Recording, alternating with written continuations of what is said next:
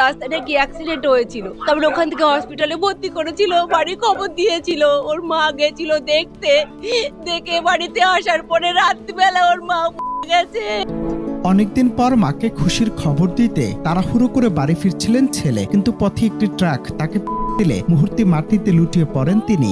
নেওয়া হয় হাসপাতালে। খবর পেয়ে পাগলের মতো হাসপাতালে ছুটে গিয়েছিলেন মা মঞ্জু টিকাদার, কিন্তু সেখানে গিয়ে তিনি দেখেন তার আদরের সন্তান সুশোভন আর কথা বলছেন না।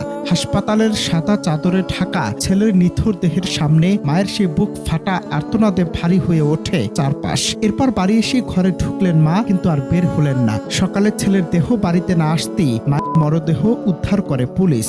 মোটরসাইকেল ঘটনায় ছেলের মৃত্যু সহ্য করতে না পেরে নিজের জীবনের ইতি টানলেন মা নিজেও। একটু কল্পনা করুন তো, এই দৃশ্য সইবার সাধ্য আছে কার? সূত্র জানায় বুধবার রাতে অফিস থেকে বাড়ি ফিরছিলেন সুশোভন টিকাদার। কল্যাণী এক্সপ্রেসওয়ের মোহনপুর থানার কাছে একটি ট্রাক তাকে দিলে ঘটনাস্থলে মৃত্যু হয় তার। খবর পেয়ে ছুটে যান মা মঞ্জু টিকাদার।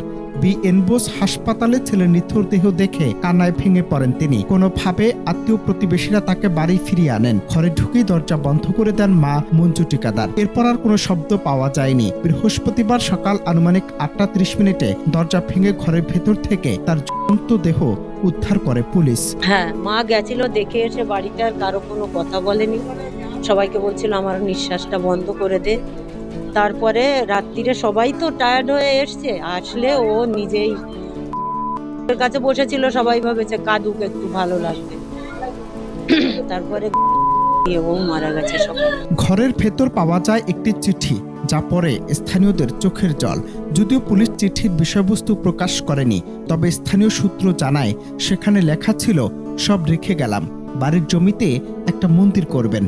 একটি বাক্য, কিন্তু তার ভেতর লুকিয়ে আছে অসীম শূন্যতা, নিঃশেষ হয়ে যাওয়া এক মায়ের জীবন গাথা। সন্তানের মৃত্যুর পর যেন নিজের অস্তিত্ব মুছে ফেললেন তিনি। প্রশ্ন আজ, একজন মাকে সন্তানের মৃত্যু মেনে নিয়ে সত্যি বেঁচে থাকতে পারেন? এই ঘটনা আবারও প্রমাণ করে, সড়ক দুর্ঘটনা শুধু একটি প্রাণ কেড়ে নেয় না, ধ্বংস করে দেয় একটি পুরো পরিবারকে।